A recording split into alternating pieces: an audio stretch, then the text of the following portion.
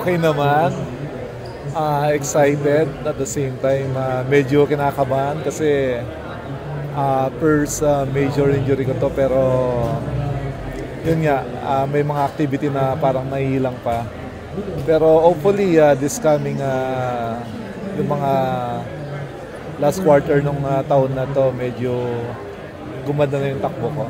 Pero maganda yung recovery, yun lang yung masasabi ko. Tsaka even yung doctor namin and yung mga PT namin, sinasabi nila na mabilis yung healing ng injury ko. Sabi mo last quarter, so hindi ka pa lalaro this? Hindi ko masasabi, pero I'm trying. Yun din yung goal namin. And mas gusto kasi nila na 100% akong bumalik. Hindi yung kagaya na parang injury na parang nandiyan ka nga pero hindi 100%, diba? Mas mahirap. Marami, pero hindi ko akalain na ganun pala ka-intensive yung kapag may major injury ka na mga workout. Kasi yun nga, this is my first time na ma-surgery. Pero I'm okay naman. I think makakabalik ako 100%. And yun nga, mas determined na alam kong hindi pa tapos yung career ko. Dito lumakas din kayo sabi mo sa mga movements na ginawa. Maganda kasi maraming free agent na kinuha si coach na pwedeng makatulong sa amin, especially on defense.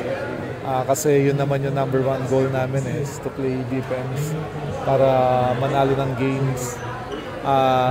And then mag-add ng another length kasi para makatulong kay Poya tsaka kay Kelly. And I think si Henry, after nung rookie niya, during training camp namin, ang ganda ng mga pinapakita niya. Hopefully madala niya.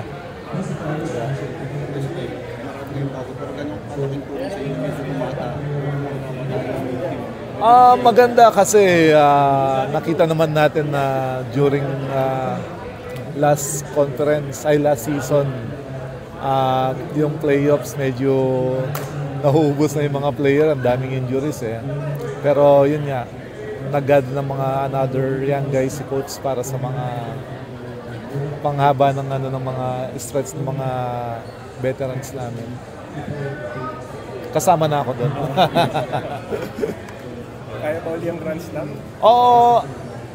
To be honest, never namin inisip yung Grand Slam. As in, even na nandun kami sa finals ng last conference, never namin inisip. I think kusa lang dumarating.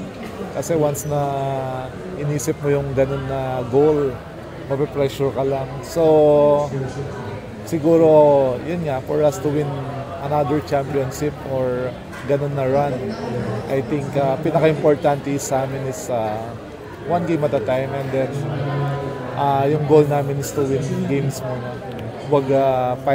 Wag championship kagad.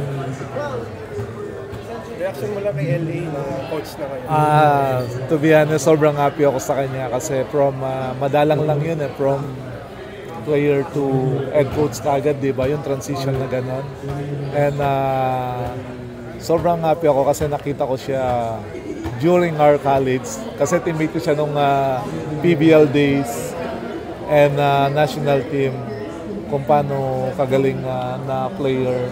And then yung basketball IQ niya sobrang taas. So bagay na bagay talaga siya mag-head coach. Pero yun nga, iba yung head coach at iba yung player. Pero I think makakapag-adjust naman siya kagad. Hindi mo na ba naiisip yung never. Never ko pang naisip na kasi to be honest, nag-enjoy pa ako as a player. I think yung competitiveness ko nandun pa. And I think blessing din yung na-injury ako na nakapagpahinga ako para makaka-recover. At the same time, maramdaman ko rin yung eagerness na bumalik. Siguro, yun din yung isa sa mga iniisip ko na naging blessing. Okay. Thank